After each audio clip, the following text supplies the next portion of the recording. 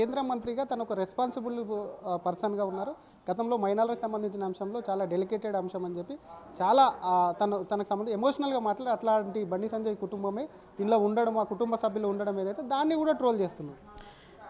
నేను అదే చెప్తున్నానండి. మీడియా ట్రోల్స్ కానివ్వండి, లేకపోతే సోషల్ మీడియాలో మాట్లాడేటటువంటి క్రియేటివ్ నారేటివ్స్ కానివ్వండి, ఏవైనా కానీ ఎవరికైనా వాళ్ళ ఈగో సాటిస్ఫాక్షన్ కోసం వాళ్ళు చేసుకోవాలి.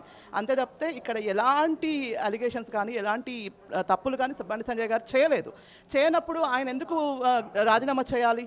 ఇదే విషయం పైన మేము కాదన్నది ఒక మాట, నిన్న మల్లురాజు గారు కదా అన్నది ఒక మాట, కాంగ్రెస్ ఎంపీ అన్నారు ఈ మాట. ఎందుకు రాజీనామా చేయాలి? అసలు కాంగ్రెస్ కలిసిపోయినరని అందుకే అంటున్నారు, బీఆర్ఎస్ అంటున్నారు. ఒక అధికార పార్టీ ఇంకొక అధికార పార్టీకి సపోర్ట్ చేస్తుందంటే కలిసిపోయినామని కాదు.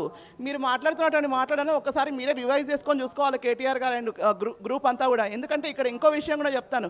మొత్తం హోల్ బీఆర్ఎస్ పార్టీలో కేవలం ఒక కేటీఆర్ వర్గం మాత్రమే కోడై కూస్తుంది, మిగతా వాళ్ళందరూ సైలెంట్ అయిపోయారు. మరి ఆ లెక్కన మరి బీఆర్ఎస్, బీజేపీ, కాంగ్రెస్ తెలంగాణలో మొత్తం కలిసిపోయినాయని మాట్లాడుకుందామా? మరి ఆ లెక్కన చెప్పండి. మరి ఇవాళ మరి మీ అధ్యక్షుడైనటువంటి కేసీఆర్ గారి స్టేట్మెంట్ ఎక్కడ ఉంది? మరి దీనిపైన బీఆర్ఎస్ హరీష్ రావు గారి స్టేట్మెంట్ ఎలా ఉంది? మరి లేకపోతే మీలాంటి సెకండ్ టైర్ ఉన్నటువంటి నేతల స్టేట్మెంట్ ఎక్కడ కనిపించట్లేదే. కేవలం ఒక ఆర్ఎస్ ప్రవీణ్ కుమార్ లేకుంటే కేటీఆర్ మాట్లాడితే ఇవన్నీ కావు. కాబట్టి తెలంగాణలో ఉన్నటువంటి రాజకీయాలు ఏ విధంగా నడుస్తున్నాయి, మిమ్మల్ని ఏ విధంగా తెలంగాణలో ఉన్నటువంటి ప్రజలు తిరస్కరించిండ్రు అన్నది ఒకసారి మీరు ఆలోచించుకోవాలి. మళ్ళీ ఒకసారి వాళ్ళు ఖచ్చితంగా వాళ్ళు రివ్యూ చేసుకోవాలి, మేము కాదు రివ్యూ చేసుకోవాల్సింది.